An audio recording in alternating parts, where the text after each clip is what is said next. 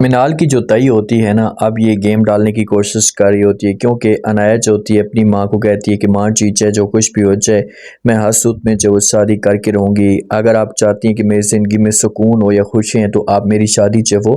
باری کے ساتھ کروا دیں۔ تو اس سے پہلے تو سمجھ نہیں آتی کچھ بھی،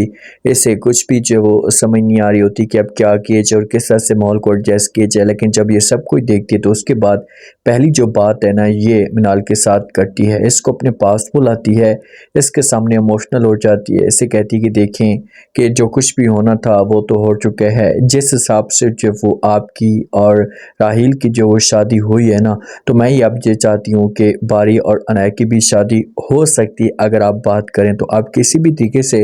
سمجھانے کی کوشش کریں، آپ کسی بھی طریقے سے راضی کریں، مجھے پورا یقین ہے کہ باری آپ کی بات مانے گا۔ یہ بات منال سنے گی نا تو منال جو گی اسے اپنی تئی کو یہاں پر کھل کر انکار تو نہیں کر سکتی کہ بھئی میں کسی قسم کی کوئی مداخلت نہیں کروں گی، اسے بولے گی کہ اچھا ٹھیک ہے میں بات کروں گی اور اس کے بعد اس کی رائے پوچھوں گی، اگر وہ شادی کرنے کے لیے تیار ہوگا تو مجھے کسی قسم کا کوئی بھی اعتراض نہیں ہوگا۔ اب ان کی جو بات ہوگی یہ چلنا شروع ہو جائے گی۔ ادھر جو نا پریشا کے لیے رشتے والے پہلے جب آئے تھے نا تو اس وقت تو اس نے انکار کر دیا تھا، لیکن وہ لوگ دوبارہ بھی آ رہے ہوتے ہیں اور کوشش کر رہے ہوتے ہیں کہ کسی بھی طریقے سے بات ہو جائے، تو اسی وجہ سے یہ لوگ جو وہ پریشر ڈال رہے ہوتے ہیں۔ اب جب باری دیکھتا ہے نا یہاں پر پریشا کے گھر میں کچھ لوگ آ رہے ہوتے ہیں تو باری کو یقین ہو جاتا ہے کہ یار اب پریشا کی شادی جو وہ پکی ہونے والی ہے۔ باری یہ سمجھتا ہے کہ بھئی پریشا نے میرے ساتھ دھوکہ کیا، تو اسی وجہ سے گھر میں جاتا ہے، اپنے گھر میں جا کر جو ماں کے ساتھ بات کرتا ہے، اپنے والد کے ساتھ، والد کو کہتا ہے کہ پاپا جانی آپ چاہتے ہیں، کیونکہ والد کی جو حالت ہوتی ہے خراب ہوئی پڑی ہوتی ہے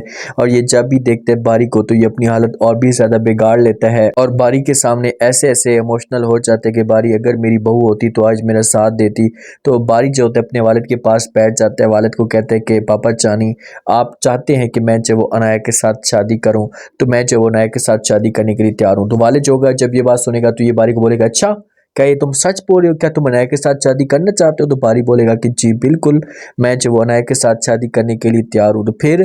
جو شاہ صاحب ہوگا نہ جا کر اپنے بھائی کو یہ خوشخبری سنا دے گا، کیونکہ باری نے یہ بات کرنی تھی تو آگے جو وہ بات چلے گی، لیکن سیان کا دل مطمئن نہیں ہوگا اس حساب سے جیسے جو وہ اس کا دل پہلے مطمئن تھا نا، اب اس حساب سے اس کو سکون نہیں آ رہا ہوتا، لیکن یہ پھر بھی جو وہ قربانی دینے کے لیے تیار ہوتا ہے۔ عنایہ جو ہوتی ہے اپنی ماں کو کہتی ہے کہ ماں جی آپ کو پتہ تو ہے، یہ باری کے ساتھ بھی بات کرتی ہے عنایہ کہ بھئی آپ کو پتہ تو ہے کہ بھئی جو آپ کے والد ہیں چچا جان انہوں نے جو وہ آپ کے لیے جو رشتہ ڈھونڈ لیے۔ ماں آتی ہے پریشا کے ساتھ آ کر بات کرتی ہے، اسے کہتی کہ بیٹا